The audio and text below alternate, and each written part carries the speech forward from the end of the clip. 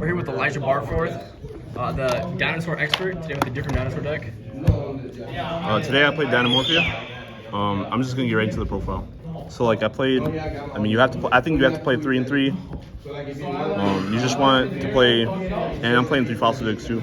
You just want to have access to a dinosaur guy to search your trap, or like him to send this to, and then activate a trap to float into this. You just really need, it just helps you play the game to have a starter.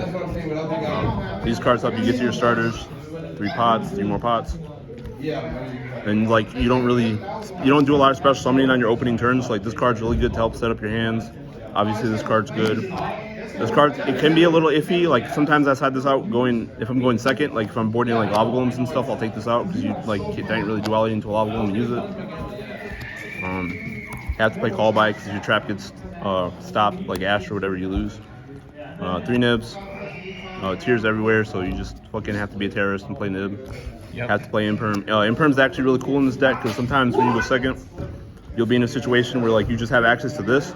So you imperm something, summon this, send this, then you can go to battle phase, attack this, suicide this guy into their thing, banish the imperm that you used on their turn. Oh wow. Summon this back out, set a trap, and then attack over something. And then just it's not always the greatest, but like just being able to imperm something, like imperm a kit. And then if they don't really have a lot of other plays, then you can still just get into a trap card, so you don't necessarily lose if you just open just this and this.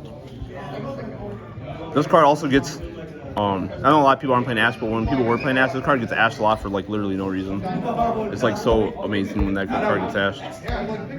Because they should be ashing these. These are the traps that summon the extra deck monsters. This card pretty much works exactly like Shaddoll Fusion. So you can just use the materials from wherever, but obviously they don't have to have a monster out. And this card lets you use a material from your extra deck and your main deck to summon, but this one only works on their main phase. This one works on either player's main phase. The other traps that you play that are searchable are 2 Brute. It's a pop. It's it can be out to mine.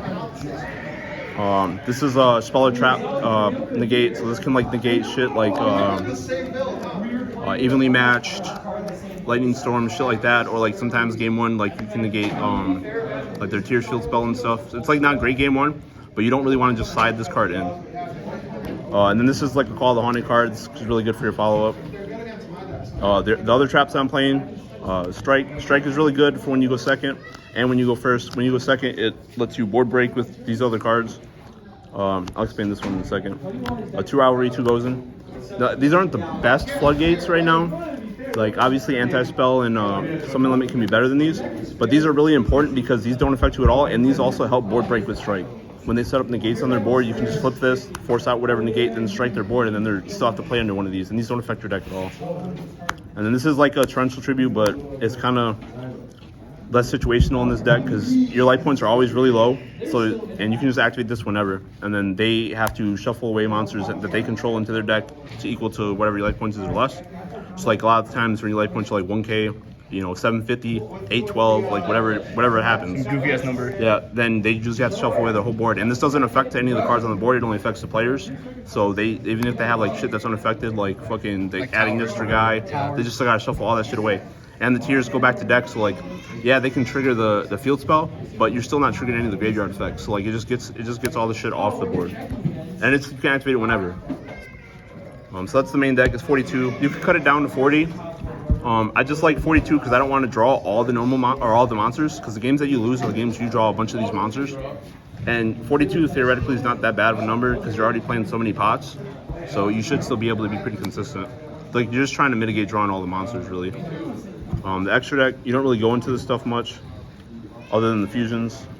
They're all 3 ofs. This doesn't have to be a 3 of, but I like just playing 3 of them because it just lets you actually resolve your fusions, and the frenzy banishes your fusions, so you don't always have access to whatever you banish. So, and obviously pot of prosperity too, because you don't always want to banish your other resources. Both these, because these are dinosaurs, the rest of the deck is dinosaurs. These don't really come up that often because you just really aren't putting 2 guys out that often. This is a card I'm playing. This doesn't really also come up that often, but sometimes you go through all your main deck guys and you want to like put some of them back to resolve one of your fusion traps. This card doesn't really do anything. It's just in here because some of the matchups that are like random matchup, like flu or whatever, sometimes you want to kill their map or whatever. But other than that, this just doesn't really. It's kind of like an open spot. And then Dark Unicorn is just like an easy to access link play that you have with to your guys, and then you can just out any card with it. But like for the most part, it's really just the fusions that matter. Then side deck, 3 shifter.